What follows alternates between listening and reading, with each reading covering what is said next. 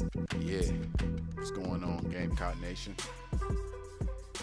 It's 2018, Tuesday, July 31st. I'm going to bring you some Gamecock sports. Well, not really just some Gamecock talk. We're just going to, you know, have a nostalgic moment, and we're just going to go back and look in the past. We're going to go back to 1984.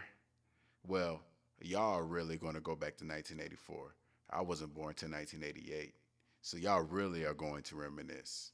But by me going back and doing research, watching the old games, from over the years, I'm going to try to enjoy it as much as you all did, Gamecock Nation. Everybody in Gamecock Nation who was at the games back in 1984, back in Williams Bryce, when they beat Florida State, when they beat Georgia, back when they had the miracle play at the end of the game against the Citadel in '84. You gotta win, man. Imagine if you don't win that game. Imagine if you lose that game against the Citadel. The Citadel. Sorry, get my pronunciation right.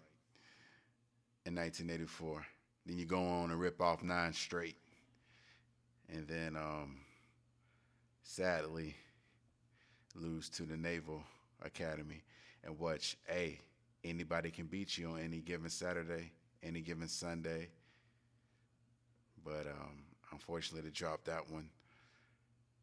I think y'all know best that 2 games away from a national championship appearance or an opportunity at a national championship was right there for the taking.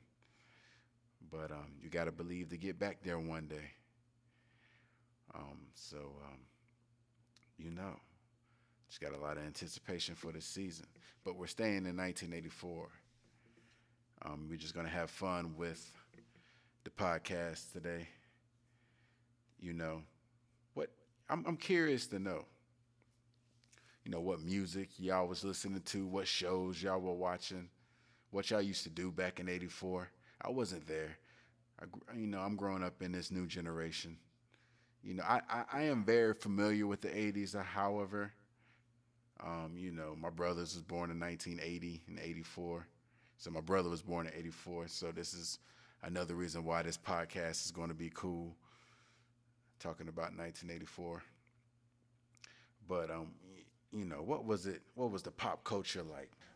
What was it like? Was that a good year? I mean, it had to be.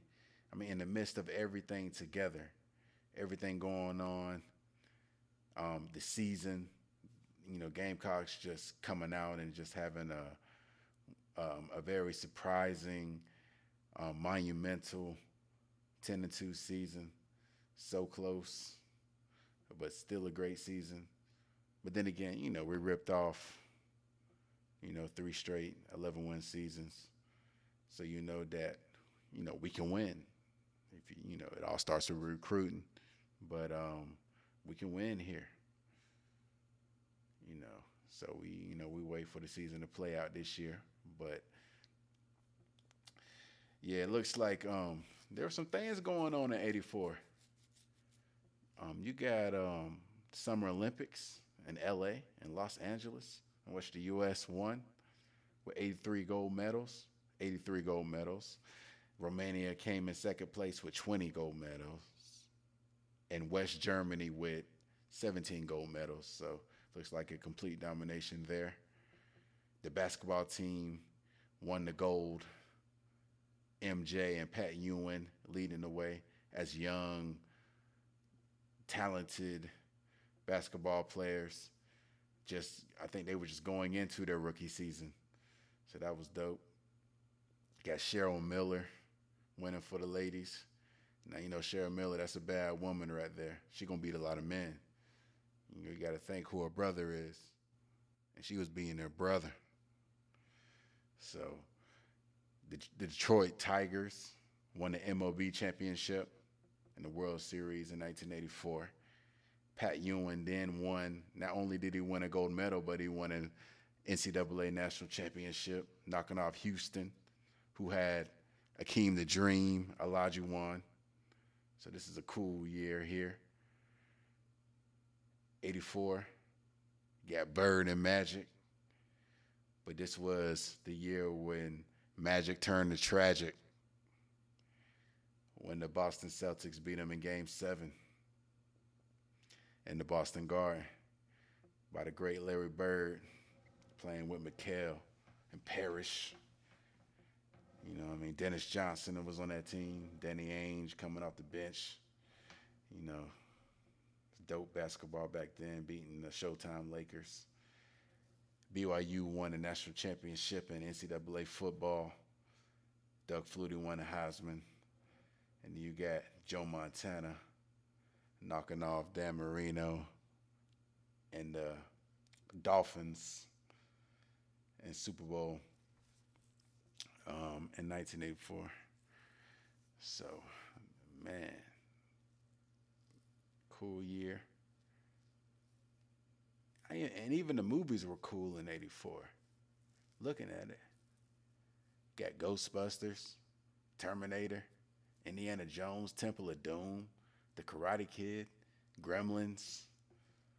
You know, those movies I all watched growing up in the 90s. So, you know, y'all got to see that firsthand. Seems like a pretty cool year. You got Nightmare on Elm Street coming out for the first time.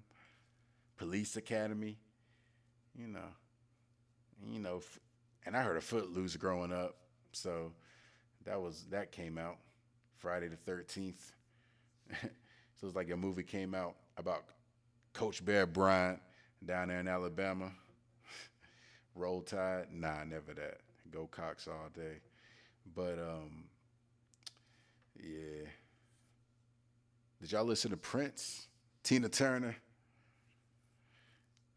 Kenny Loggins, Phil Collins, Van Halen, Lionel Richie, the music? Just think about it. Just go back to 1984. This is a nostalgic podcast. I told you. It seems like the Ghostbusters had a big song out in 1984. This is all in the midst of the Gamecocks having that historic season. You know, still a lot of great things to reminisce about that season, I would suppose, especially if you was at those games. You know, so, you know, you going back to the Citadel, what were you thinking? What was your mind going through in the fourth quarter when you tied with the Citadel? Right before, it seems like South Carolina did a double pass. I think Quentin Lewis may have threw the pass, if I'm not mistaken. But for a touchdown. And then that sets up winning 9 straight. That's why you got to win. Kind of reminds me of, even though we didn't win, you know, it wasn't a 10-2 season, but it was a fairly well season last year. Set up a stepping stone, hopefully to have a better one with beating Louisiana Tech. Because I was in New York City at the Freedom Tower with my family, having a good time. Well, actually not having a good time because I was keeping up with that game. And I was on the subway getting halfway service to finally see that South Carolina pulled out that game with a late field goal by Parker White. So that was a crazy game. But you got to win. Because if you don't win that game, no telling how our season would have even ended up. You know, maybe we don't win 9. Maybe we just win 7. So, you just got to win them all, man. But seems like South Carolina pulled it out. Then seems like they had a 21-0 shutout against Duke. And then they had a 17-10 showdown against Georgia. Seems like South Carolina played some tough defense in that game to be able to pull out a victory there. It seems like they took care of business against Kansas State 49-17. It seems like they took care of business against Pittsburgh. And I remember Notre Dame, yeah. Mike Hole had a crazy play in that game. He was a playmaker. Going back and watching that film, man, the quarterback was a playmaker and made some plays in that game to help propel South Carolina to a victory. And it was a crazy ricochet pass as well. Pretty sure some of you Gamecock fans who might be listening may have even been at that game in South Bend. So that would have been a great thing to see. They came back home to Williams Bryson, took care of East Carolina, and then got a 7-point victory in Raleigh at Carter Finley Stadium, facing the Wolfpack of NC State. So, and then came back and had that showdown, in which I watched the game against Florida State. Seen the film on that, so that seems like a very exciting game. And had kick return for a touchdown, which actually he was down, but no replay back then, but still a great run back. I think that was Raynard Brown. So, national televised game. And then, you know what happened? South Carolina got the number 2 in the country after all those games. And the Naval Academy just put it to them. And you know what? It's bound to happen when you underestimate your opponent.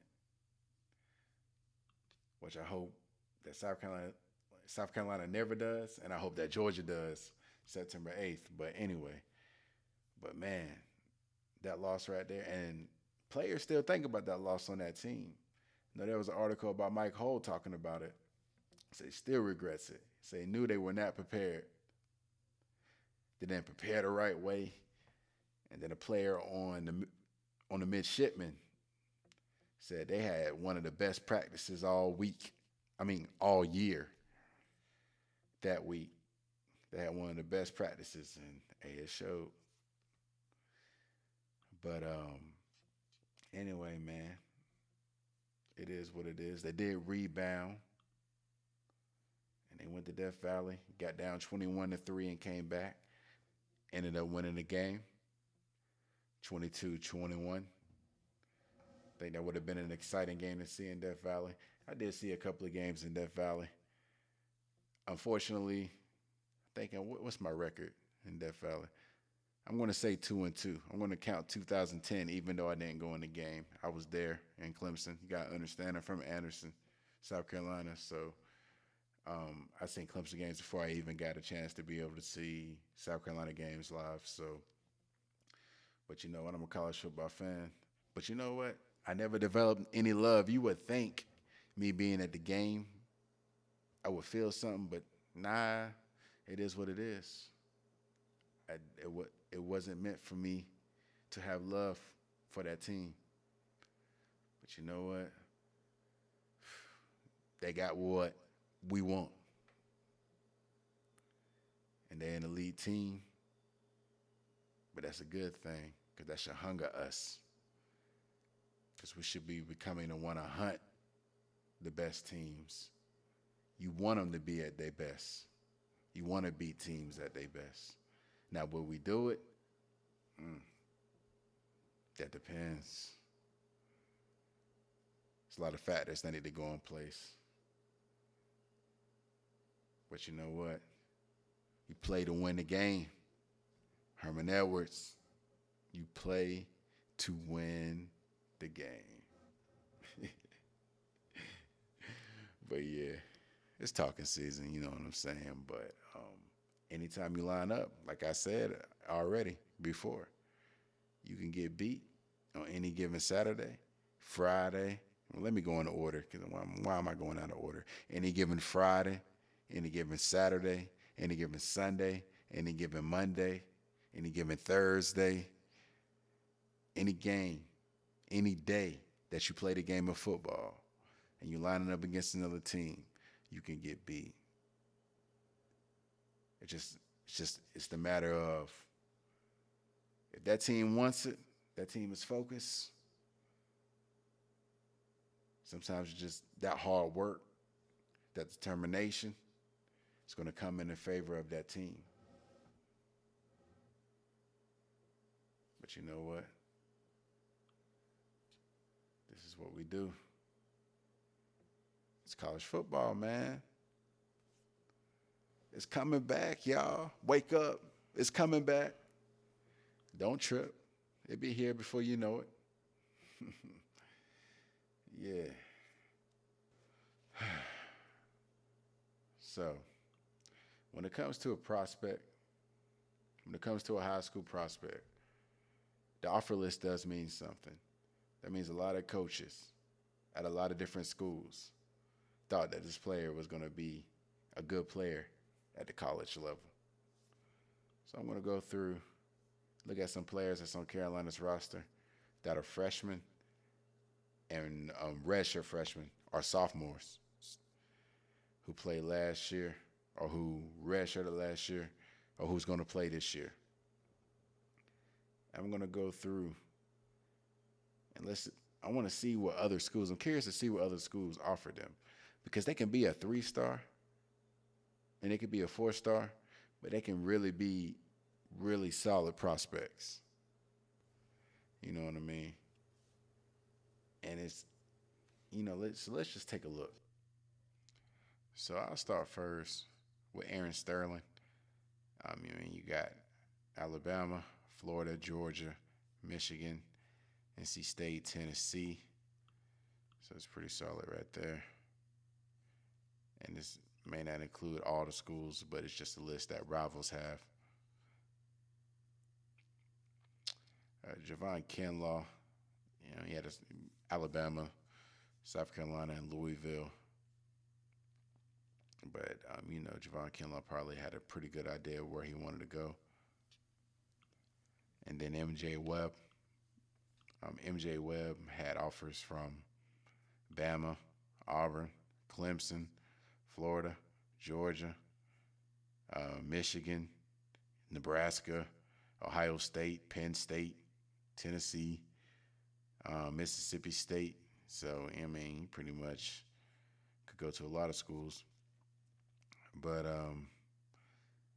so there's something there.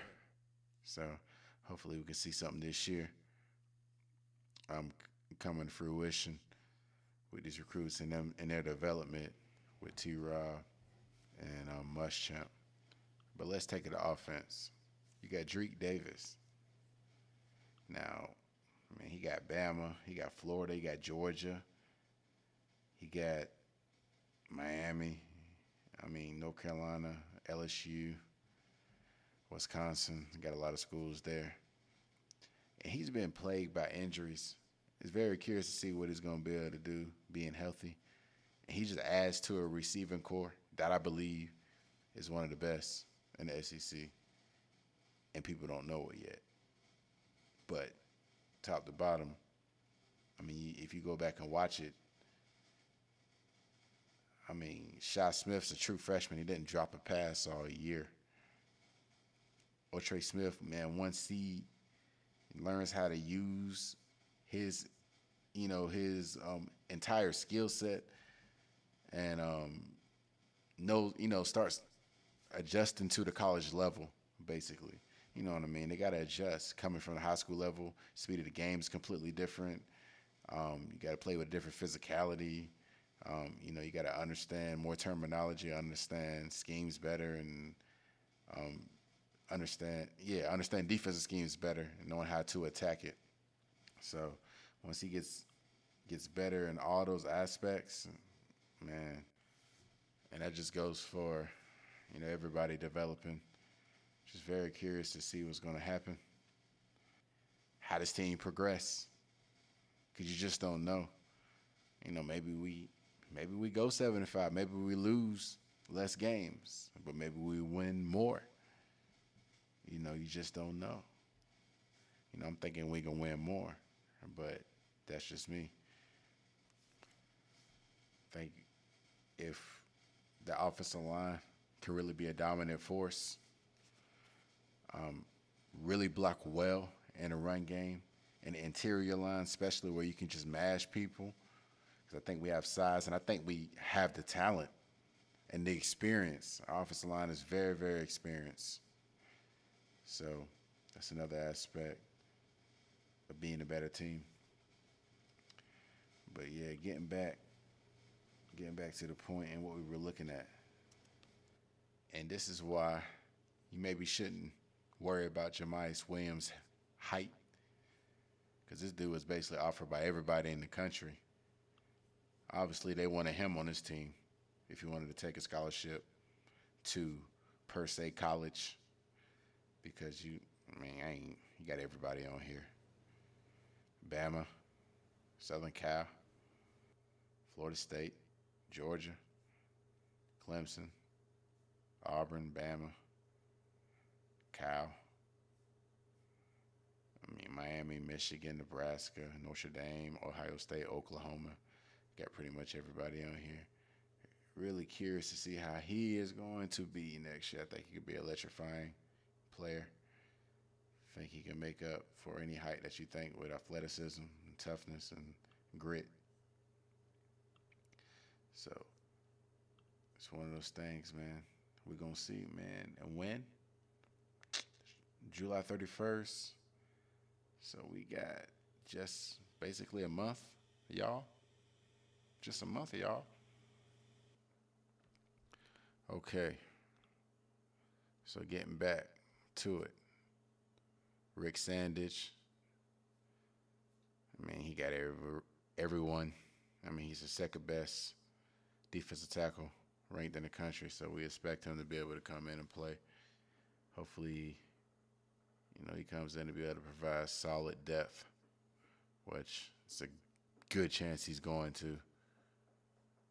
You got Bama, Georgia, LSU, Florida State, Florida, Michigan, Ohio State, Penn State, anybody. Dude was one of the best in the country. Man, Dylan Wanham, solid. J.C. Horn, ready to see these freshmen. I know Dylan Wanham probably has a lesser chance to get on the field than the others, but Rick Sanders and J.C. Horn definitely is going to be in the 2 deep. So, J.C. Horn. So it's intriguing. It's a lot of Bama offers to these players who's on our team, even if they're 3 stars or 4 stars. Hey man, never sleep on a 3-star. Some of our best players has been 3 stars, and that goes for other teams. Those are the wild cards right there. It's how you coach them up, man. If you got coaches that can develop players and they know how to scout the right guys, get athletic guys, get guys that's going to be able to grow and become big, it's like getting those leaner linemen when they're only like 230, 240, and they just know as soon as they get in that weight room, they can get up to 300 and be athletic. So that's how, I love how they recruit, getting guys. It's going to be able to get that good girth. That's what Muschamp be saying, that girth. And, of course, they were able to flip Israel Mukwama from Florida State, but a 6'4" safe cornerback, actually. 6'4", long. That's going to be fun to watch. Even if he's a little bit out of position, you got the wingspan to be able to make up for it. I already put on some weight, already above 200 pounds. Very, very solid prospect as well. Man, can't wait to see what he can do. Can't wait to see what a lot of these guys can do. I'm very excited to see this team. Shoot. But you know what, man? I'm going to go ahead and cut this off. I think I'm at 25 minutes. Gonna post this up. Hope y'all like it. Man. Peace out.